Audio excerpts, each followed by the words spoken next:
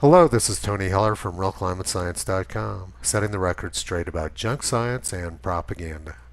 The great American physicist Richard Feynman said, "It doesn't matter how beautiful your theory is. It doesn't matter how smart you are. If it doesn't agree with experiment, it's wrong." Now let's look at a theory and compare it against actual data. The Center for Disease Control gives 3-month window of immunity after COVID-19 infection. They say a person who has recovered from COVID-19 will likely be safe from reinfection for 3 months. The information marks the first acknowledgement of a defined immunity period for people who've recovered from a COVID-19 infection. Prior research has shown antibodies from recovered patients will fade over the course of a few months, but federal scientists had not previously said what that means for immunity. What they're saying is that you're going to have to survive COVID-19 every 3 months. You survive it once, you survive it twice, you survive it a third time, but on the fourth time at the end of the year it kills you. Now let's look at some empirical data and see if this theory makes any sense. This is the chart of daily COVID-19 deaths in New York. They had a big spike back in March and April when Governor Cuomo was sending thousands of sick people into nursing homes and killing lots of old people. But the government of New York succeeded in killing off most of the vulnerable population, and now they're hardly having any deaths at all. If the CDC 3-month theory were correct, there should have been another spike 3 months after the first one, but that spike doesn't exist. According to the CDC theory, everybody's immunity should have worn off by mid-July, and there should have been another big spike. COVID alarmists would say that the second spike didn't occur because they locked down the state and made everybody wear masks. Now let's test that theory out with some more empirical data. This is the graph for daily deaths in Sweden, which looks very similar to New York. But Sweden never locked down and they never mandated masks. Yet Sweden has the same shaped graph as New York. There's no second spike. There's no indication that people's immunity wore off. It looks like Sweden has reached herd immunity. The CDC theory does not match data. It appears to be wrong. And not only is the CDC theory wrong, but COVID modelers were disastrously incorrect. COVID modelers predicted nearly 100,000 people dead in Sweden by mid-July because they didn't lock down. In reality, they had fewer than 6,000 deaths. The modeler said that at least 96,000 deaths would occur by July 1st in Sweden without mitigation. Let's go back and look at Feynman's quote again. It doesn't matter how beautiful your theory is. It doesn't matter how smart you are.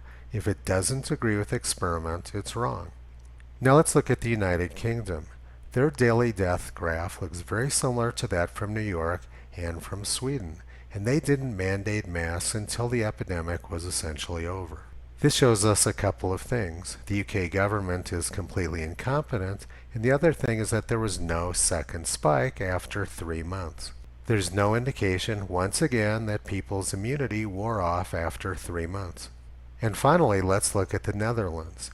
The graph on the left is the number of daily new cases. You can see that there was a big spike back in April, and now there's a second spike occurring again. At first glance, that would appear to lend support to the CDC theory that immunity wears off after 3 months.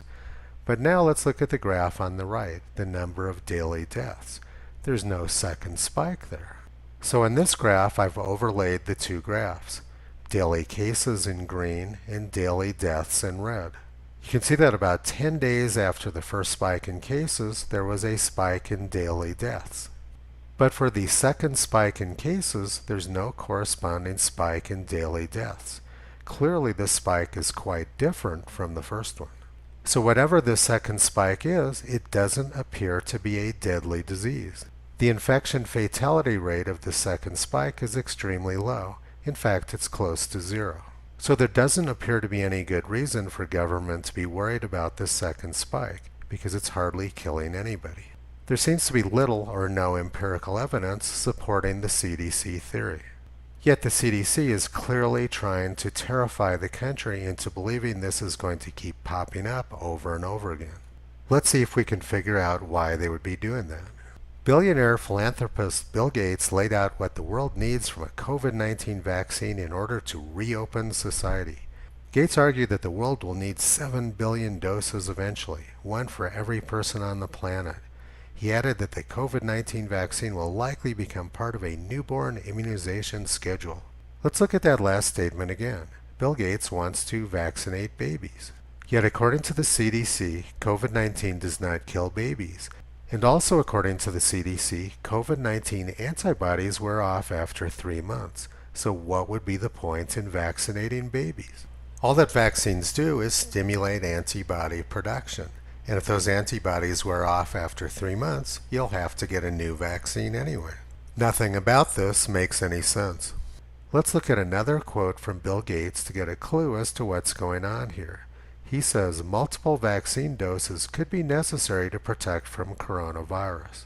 CDC is fear-mongering about losing your antibodies every 3 months. So under this regime, everybody would have to get vaccinated every 3 months. That would make an incredible amount of money for Big Pharma. What a great scam, but it has nothing to do with science and nothing to do with the public interest. Now let's look at one more quote from Bill Gates. There could be a substantial reduction in COVID-19 death rates by year's end. Wow, this guy's a real genius. There already is a substantial reduction in COVID-19 death rates, as we've seen in the previous graphs. There's almost no deaths occurring in New York anymore, and New York had the highest death rate in the world. Gates' statement also shows why there's no need for widespread vaccination usage. Common sense tells us that if the disease is killing very few people, we should only be using vaccines on the high-risk population, if it's safe for them. And it also belies the CDC's claim that antibodies wear off after 3 months. If the antibodies were wearing off, as CDC claims, we would see a substantial increase in COVID-19 deaths by year's end, not a decrease. Bill Gates has used his money to purchase a lot of influence into the World Health Organization and the CDC, and it's pretty obvious that something seriously wrong is going on here. The statements from CDC, those from Bill Gates, and the actual data are wildly contradictory. Whatever these people are up to, it does not agree with experiment. Toto doesn't like people who want to go around sticking needles in all 7 billion people in the world. In fact, that's a violation of the Nuremberg Code. You can visit Toto on the web at realclimatescience.com. He's been pulling back the curtain on junk science and propaganda for a long time.